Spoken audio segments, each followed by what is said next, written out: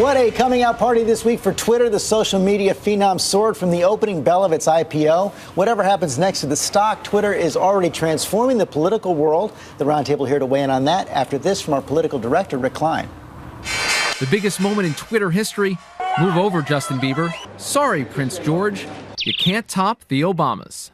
And in tweet-crazed Washington, there may be no bigger Twitter celebrity than Iowa Senator Chuck Grassley.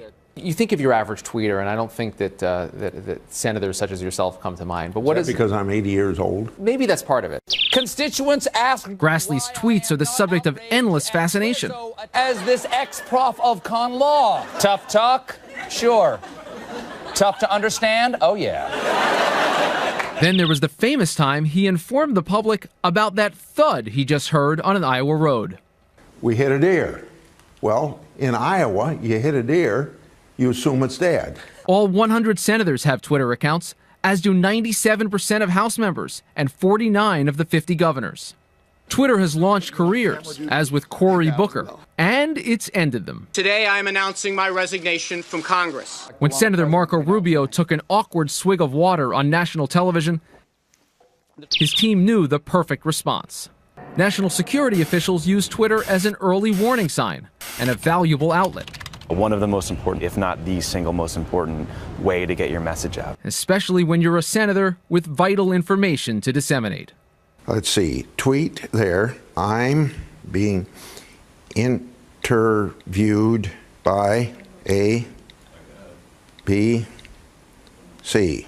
For this week, I'm Rick Klein. That's at Rick Klein. Thank you, Rick Klein. We've been having a lively debate during the commercial on whether or not Twitter is helping or hurting politics, helping or hurting journalism.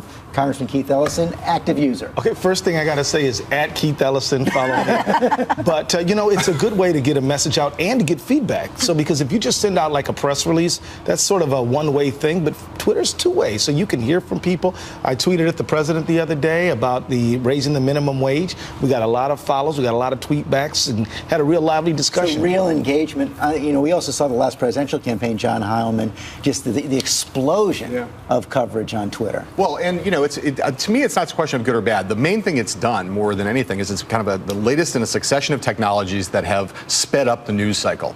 If you think you go back to fax machines, cable, blogs, Facebook, now Twitter, right? And all of them, in each iteration, all it's done is made, we used to talk about the 24-hour news cycle. Now we have a literally second-by-second news cycle. Yeah. I don't know if that's good or bad for politics, but it has changed politics a lot. Well, not only sped up the news cycle, but also reinforces this tendency to chase after the brightest new object out there, brightest new item. It's amazing how rapidly it goes. And I don't tweet myself, but I follow it because you can see where the debate is going. It gives you tips of what stories are hot and who's following it. But it does mean that sometimes it is a shooting star.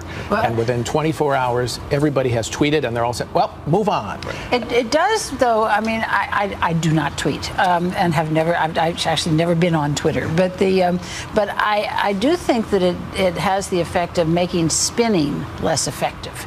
Because if somebody's trying to tell you after a debate, for instance, that this is how it went and spinning, there are all these other people saying something's completely different. But it's still a relatively small sample given the country. Well, I think that it's made spinning more effective, and it's also made it more instant. You've got to do more spinning now because you don't have nearly the time you did before to respond to a crisis. You've got to do it immediately, and it's also a great tool to reach young people. But is it? You know, I hate to break it to you. It makes me cry too. But young people aren't watching TV. You're exactly right. They're seeing it through places like links on Twitter. There have been academic studies on it, though, that show that it has contributed to the polarization. And you know, that's our big problem. People follow people they already agree with. Thank you all very much. The polarization's contributed to the polarization. That's the last word today. That was a great roundtable. Thank you all very much.